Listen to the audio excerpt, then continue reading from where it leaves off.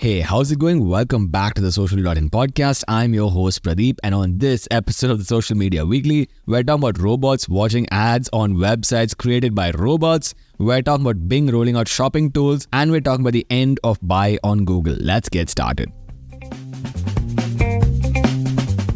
So for our first story, we're talking about the end of buy on Google. Now, if you didn't know, buy on Google was supposed to be Google's answer to Amazon. Amazon dominates product searches in the US. Anyway, Google is now killing that program and now is rolling out something called Google Checkout. The program will end on September 26th, 2023. And instead, people will be able to use something called Google Checkout, which will take users directly from the Google search result over to the merchant's checkout page and is supposed to increase sales by up to 10%. Merchants can sign up for the same by Googling Google Checkout.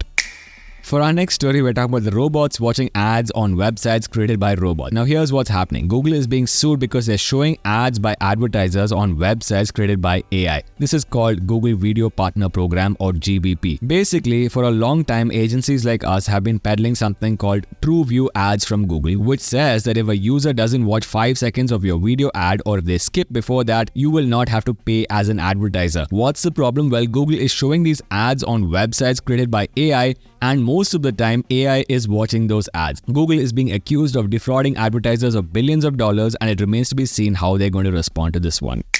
For our next story, we're talking about YouTube going after ad blockers. Now, if you're using youtube.com, the actual website like a pleb, and not using the mobile app, you might be using ad blockers and YouTube doesn't want you there. Apparently, if you're using an ad blocker, you can maximum watch about 3 videos, and then YouTube will prompt you to sign up for YouTube Premium or disable your ad blocker.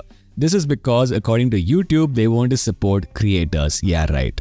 For our next story, we're talking about Bing rolling out some shopping tools. Now, Microsoft is basically adding AI to everything that they can find, and shopping is a big market for them. Bing is rolling out some new AI shopping tools, including a buying guide. I'll remind you that many websites actually earn a living by rolling out buying guides. Bing is also rolling out a review summary feature and a price match feature, including for users who have already bought the product. Why is Microsoft doing this? Well, because they want to earn affiliate revenue and keep the lights on.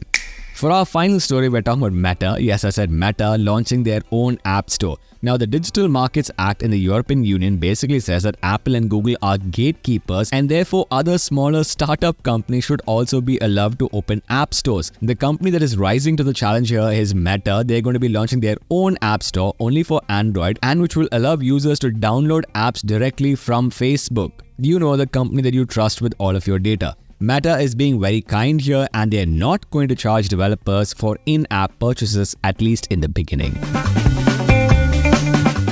That's about it for this week's episode, guys. If you enjoyed it, please go over to your favorite podcast app, subscribe to the Social.in podcast, leave us a hopefully positive review, and we will see you guys in the next episode.